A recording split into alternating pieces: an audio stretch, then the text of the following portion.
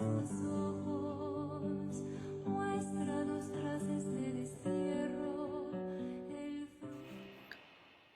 Este pasaje que hemos leído tiene como antecedente la explicación de la obra de Jesús cuando dice que Él es el buen pastor y que hay algunos que aparentemente son buenos pastores, pero son en lugar de ello asalariados, porque cuando viene el lobo huyen.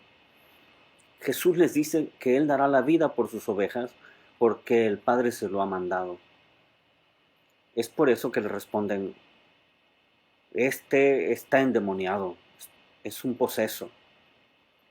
En ese momento Jesús se va, mientras que ellos quedan con varias dudas, porque un endemoniado no podía dar vista a los ciegos. En esos mismos días Jesús, que sigue en Jerusalén, visita el templo como todo judío normal, y ahí Jesús enseña. Va caminando en la parte oriental del templo donde hay un atrio, y ahí está el pórtico de Salomón. Era una sola zona que protegía del viento, y entonces, como era como un lugar así en rincón, la gente se acercó a platicar con él. Era un tiempo de invierno y hacía un poco frío, hacía un viento un poco heladito, y ahí se resguardaban detrás de esa muralla. Se le acercaron los judíos. Recordemos que la palabra judío tiene varios significados. Significan aquellos que nacieron en Judea. También son todos los que nacieron en esa zona o habitaban allí. Pero aquí tiene el sentido de aquellos que se oponían a Jesús. En este caso son aquellos que lo rodean y le preguntan, ¿hasta cuándo nos vas a tener así en suspenso? Si tú eres el Mesías, dínoslo claramente. Esta misma pregunta la harán allá durante el supuesto juicio en la pasión. El sumo sacerdote le preguntará. Le preguntan esto porque en muchas cosas Jesús sí llenaba las expectativas de las esperanzas de los judíos, pero no tenía ningún aspecto de corte político como ellos esperaban que fuese el libertador, como lo comentaron los discípulos de Maús. Si Él es el Mesías, si es el último, el esperado, quieren saberlo. Y Jesús les dice, pero si yo ya se los he dicho, pero no han creído. Y dado que no creen en sus palabras, Jesús se apoya en cosas que ellos pueden comprobar. Las obras que hago en nombre de mi Padre dan testimonio de mí. ¿Cuáles son esas obras a las que se refiere Jesús? Bueno, si expulsó a los vendedores del templo y hizo varias cosas en las que creyeron, pero principalmente hizo dos signos, como dice el Evangelio, dos milagros.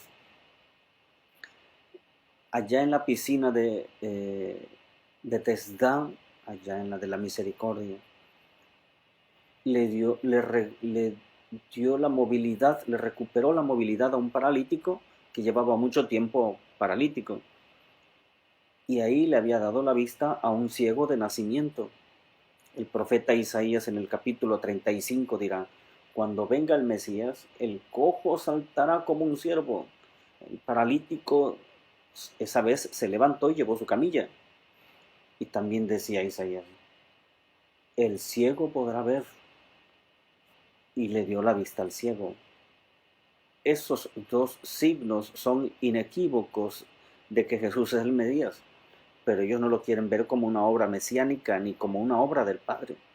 Por eso Jesús le dice, vean las obras, yo las hago porque estas obras dan testimonio de mí y a través de ellas el Padre testifica que yo soy el Mesías, pero ustedes no creen porque no son de mis ovejas. Porque Jesús ya había dicho, mis ovejas escuchan mi voz, ellas me conocen y yo las conozco, y ellas me siguen. Al oír mi voz, obedecen. A esas ovejas Jesús les da la vida eterna. Ya lo había anunciado en la multiplicación de los panes. Mi carne es la vida eterna. El que coma mi carne y beba mi sangre tendrá vida eterna. Y ahora dice que Él dará la vida eterna a sus ovejas. Y esas ovejas no perecerán. Lo siguiente que dice es: nadie las arrebatará de mi mano. Él dará la vida por sus ovejas, que las ha defendido del lobo y por lo tanto son suyas y no se las podrán arrebatar.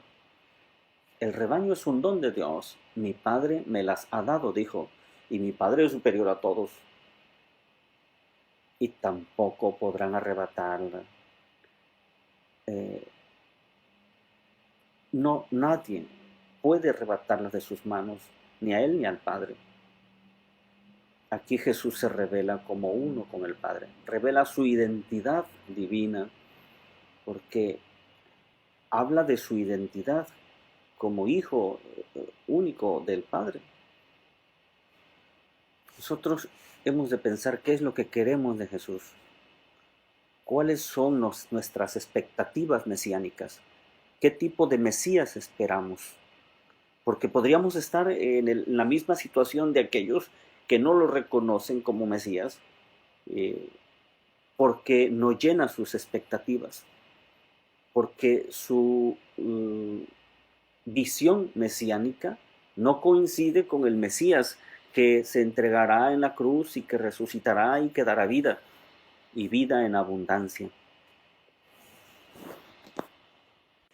Estos son unos buenos tiempos como para hacer un diagnóstico muy personal. ¿Qué tanto yo soy de esas ovejas? Porque en la reflexión del domingo, el Evangelio nos presentaba un hermoso esbozo de lo que es el buen pastor. Pero ahora nosotros podemos preguntarnos, ¿Jesús es ese pastor para mí? O dicho de otro modo, ¿soy de esas ovejas? Y entonces podríamos contestar algunas preguntas. ¿Estoy en el redil del Señor? Y estoy efectivamente, no solo de manera un tanto casual ni eventual, no solo con una presencia física, que a veces puedo estar ahí sentado en la Eucaristía, pero realmente soy de sus ovejas. ¿Y cómo sé si soy oveja de Jesús? ¿Escucho su voz? ¿Cuáles son las voces que escucho? ¿Qué tipo de voces rigen mi vida? ¿Qué tipo de voces son las que guían mis actividades, mis actitudes, mi pensar, mi actuar? ¿Qué tanto yo sigo la voz de esa palabra del pastor? ¿Qué tanto realmente, siendo de ese rebaño de manera efectiva, teniendo una comunidad donde me identifico, participando efectivamente en los sacramentos, teniendo a Jesucristo como mi verdadero pastor, que escucho su voz, que distingo su voz de otras voces y que siempre pongo en primer lugar su voz para seguirlo? ¿Y qué tanto Jesús va delante de mí y yo le sigo? Son algunas preguntas que podríamos contestarnos muy sinceramente, muy personalmente, para saber qué tanto soy de ese rebaño y qué tanto Jesús es mi pastor. Sea alabado Jesucristo.